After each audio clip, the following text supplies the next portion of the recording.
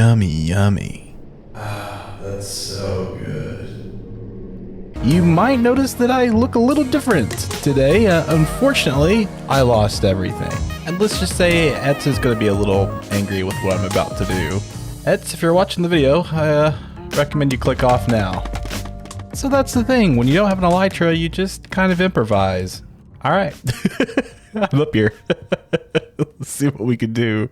I do have some sand on me, so I think what we could work on is possibly just like blocking off the zombie piglins just for a minute.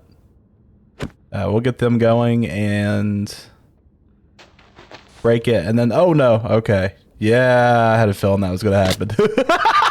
Here we go. All right. Oh no.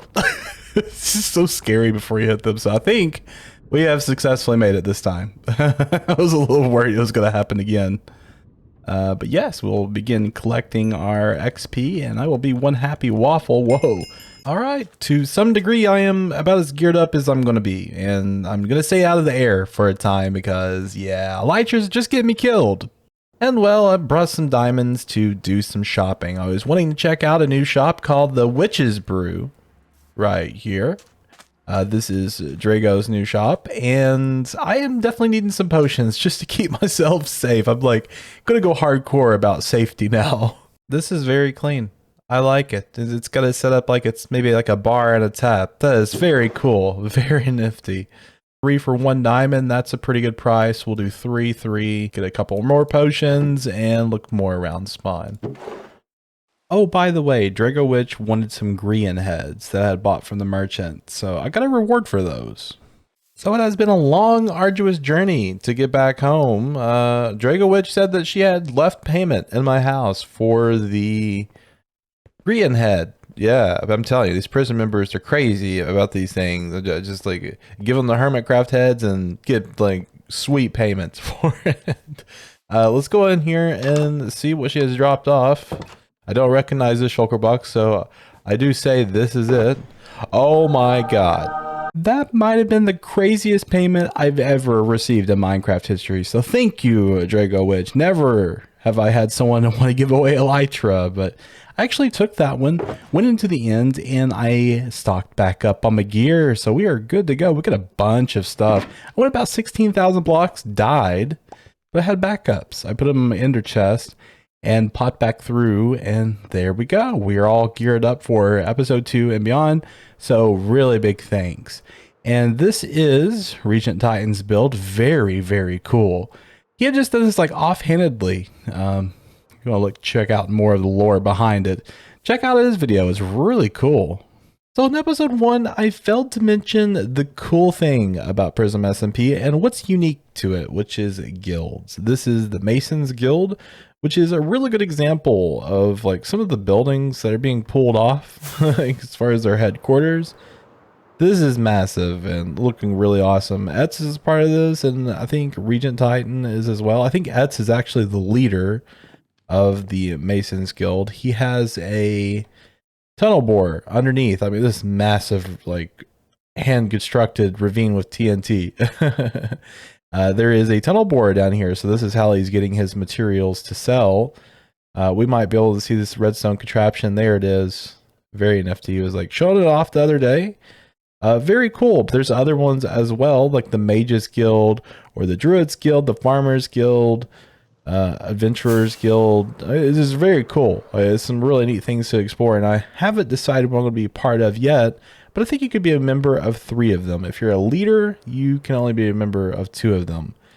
And so they allocate certain blocks to sell at spawn in different shops, and there's taxing on those in accordance to the guilds. So yeah, a lot of legal law goes into that. So naturally, I have a meeting with Regent at spawn, and I'm going to join the Civil Guild.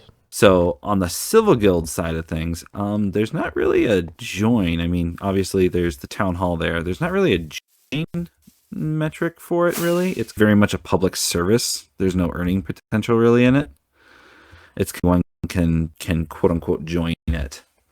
But here, we'll just do this really quick. Ooh. It's raining chickens.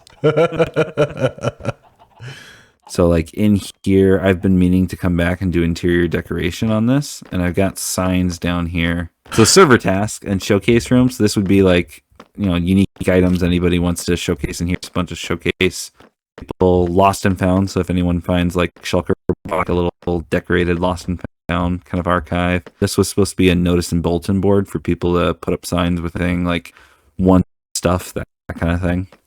This was supposed to be a bank, an XP bank. I think we might dispense with the XP bank side of things. I'm not sure. I think everybody's pretty good on the XP bank side of things. Thank you for everything. Appreciate it. And well, you look you look like you're enjoying that hot tub. So I want to say a huge thank you to Regent Titan for introducing me to the civil area and ultimately the guild. I'm hoping I will be a nice contribution to the team. I have contributed to this room, which is a lost and found. Items that are scattered across the server can be brought back here and then members can find them. Yeah, it's kind of simple. I went with a pergola right here in the center using copper, which I have a newfound love for. I didn't have a big affinity for it when it first released, but with all the new things you can do with it, such as trapdoors, that is so cool and fun. And so I had gotten this from a trial chamber, which is an upcoming episode, a bonus episode, which we'll release with this one, 2.5. And that is kind of like the background of what happened in those trial chambers. It was a lot of fun. This is my first time like exploring them. But next, we need to work on a project with P.R.I.S.M. I'm kind of bouncing to project if you haven't noticed. We are going to be working on a 192 furnace super smelter. Yeah, let's get to building that thing.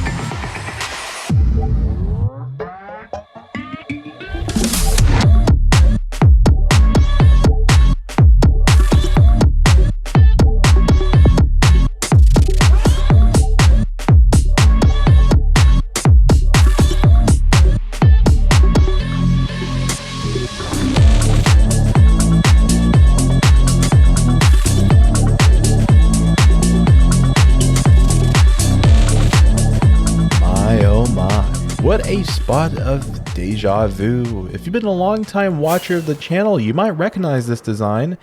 We had actually built a 64 furnace version of this on a blockheads July 12th, 2020, 4 years ago. That's insane. All right, I'm mind blown. It is July 13th, 2020 right now, so it's only a day after. I mean, we hit the 4-year anniversary. I was just telling Eds, it's so awesome to do a project with them. But yeah, that is very appropriate that it ended up in that timeline. I'm going to have to tell them that's some awesome stuff. But yes, we have got a couple other things to check out. We'll dip over there, but this is pretty much done. We're just filling up the furnaces, or Ets is. It's kind of going slowly. They need a bigger kelp farm, but this is the fuel source, and that's the line that you had seen me build in the time lapse. So just to kind of like overview, this is more for like the road stuff that's going to be going on with the civil guild. So it does kind of relate to me, but of course we just need an awesome super smelter. Who doesn't? So real quickly, this is the portal decoration that I had done for my base area. It just matches the starter home that I built. That way it's recognizable up here. It's more so for the members, but you know, it's kind of a nice entrance just to have. Got some community barrels here if anyone wants some junk, just shove in here. And then, yeah, some of the essentials on my portal, which I need to get an inner chest over here. I don't think I have one. This is an AFK spot, but I went in here earlier and there's a piglin waiting on me, so that was a little terrifying. It was kind of in the confines of the little AFK spot. So yeah, let's hop on through the portal. I've got one more thing to show off. So let's just say I had hankering to build a wall. at my base area. And this is going to continue to grow as time goes on. I don't think I'm going to be recording it. Might do a tower recording time lapse, just one of the episodes. It depends, but I've still got to kind of flesh out the wall. It needs a lot of gradient work, which, yeah, I didn't do initially. I was just kind of like planning it out. But thankfully, Haste 2 will help me get through that, and we can get through the towers. On this side, it's like a semicircle, but then at some point, it gets kind of crooked. So yeah, I'm going to have to fix that. But for today's episode, we are going to be working in a different area, which is going to be under my base. I've got something lined up for us to work on tonight. If we were to go down through the tunnel here, I am digging out a big room. I've left a bunch of my garbage down here. And we're going to be making this into an essential farms area because I would like to get some stuff in here for my own personal use and not use everyone else's farm, since, you know, the server's based on economy and stuff, which I'm still not used to the capitalism since I was on Blockheads, which is a shared resources server. It is interesting to get back into the swing of like economy. So we'll go ahead and begin clearing this out and start implementing some farms. It should be fun. So a few days have passed and here we are. We've got this in place so far. I am putting in the copper struts for the ceiling. I just went down to my trial chamber underneath me. It's down there. Collected some copper. So it's really nice to have. And yeah, this is where my bee farm is going to be going. So a big thank you to Etz for all of the concrete that you see, because I used his concrete generator. Man, let me tell you, it's some fun stuff. It's like really fast. That's why I like about it is I'm not killing time, you know, sitting there trying to fumble with concrete the manual way. But yeah, I think it's going to come out looking quite nicely. This one might be a bamboo farm. I haven't fully decided yet. Just I'm trying to think of the things I'm going to try to use most often and it doesn't conflict with other people's farms. So yeah, I'm still doing some contemplating on it, but progress is being made. Let's just say this has been somewhat of a time sink, but I'm getting there. I've got my ceiling decorations in place and I'm about to begin work on the bee farm, just kind of laying things out. So over here at Etz's area, in his skeleton farm area, there is a crafter, and it is set up to make dispensers whenever you place bows into it. As you can see, it is making the dispensers. And I've gotten a few from here. I got 38. Nice to know that you can make droppers too. We might have to set up some crafters because, man, that is so much easier than doing it the manual way. Well, that is one great thing about starting with terraforming. You get a lot of materials by just doing some mining. So we do have all the dispensers and hives in place. That one round that I've done over at Etz's skeleton farm was enough. So all we have to do is place in some grass in the front and continue like so. Oh no, don't tell me. I just have a few blocks left. Really? You're going to do this to me, Minecraft? Alright, so 10 should do it, and we are all enclosed for our bee farm. Awesome. So I thought I'd come over here for a nice trip to Cypher's flower shop. I am needing some of the yellow flowers just to match the farm. And yeah, he's got some in place. It looks like it's just 1 diamond per stack, which I'll do a couple of those. Now he's a little richer, and I am as well. What a nice looking shop, by the way. Okay, so my plan is to put the beehives on the bottom so that I can just smoke them out later. Because I'll have a block right underneath them right there. Once they're out, then I can put them into their hives and we will be all good to go. Looking rather yellow over here, isn't it? Yeah, I put it all the way on the other side so we don't have to worry about bees escaping. We've been busy as bees, and now we have a workable farm sort of in place. I say it's sort of workable. The thing is, it has a very tasking aspect of it, and that is gathering the bottles to put in the dispensers. Let me tell you, that is a thing of nightmare fuel. Unless you have an abundance of glass or a way to collect it, raid farm for me. And that's just take all the bottles you want pretty much. So I've been plopping them in here, but unfortunately it's just not been enough. This thing is hungry. I mean, it is wanting all the bottles. So I kind of resorted to sparsing them out into smaller numbers as we go further in the dispenser chain, and I will fill it up later. So I'm hoping that's not going to be a mistake on my end and it fires back on me.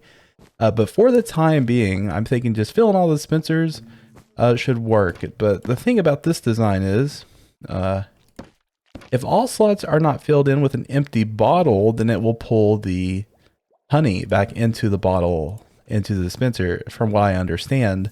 And once it's full, it will have nowhere else to go. So I'm thinking it goes underneath here. But my design has hoppers underneath the hives. So I'm not really sure if it goes through the hive. I'm kind of following Etz's design on it. So it's throwing me off. I'm going to have to take another look at it. He might actually have like a hopper minecart set up under his grass.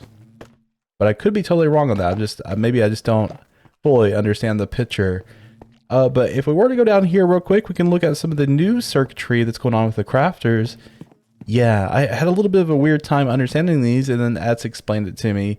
And now it's rather quite simple. So to be able to craft the honey blocks, you need like 4 of these and disable the other ones so they cannot fill up the entire crafting table. But this would output a signal as well. So you need to match a full inventory since you're going to have 4 blocks here, or like 4 items. And you can compare the inventory from this crafter, which has them all disabled and still counts as a signal. And then that is fired into this block and crafts once it's like completely full. That will go into my item filter, which filters out the honey blocks and dispenses them into a separate item stream. This is the bottles and this is the honey blocks. And that will go into storage. So very nice and neat, pretty simple setup. And crafting, hey, who knew we'd be there? We're now auto crafting. So yeah, I'm crossing my fingers to get this thing sorted out. I really would like to get some honey blocks from this. But I have a feeling it's still going to take some time and tinkering. I'm not fully trained on bee farms yet. This is my first one since I haven't played Minecraft since it kind of first came out. I have no excuses, I just didn't mess with it. And on the other side, I thought to just duplicate this, but the thing is, we're going to be using shears on this side, so it'll be much easier to get that one all filled up and done. But I think that's going to be about it for today's episode, guys. Hope you did enjoy watching. We'll see you next episode. Have a fantastic day.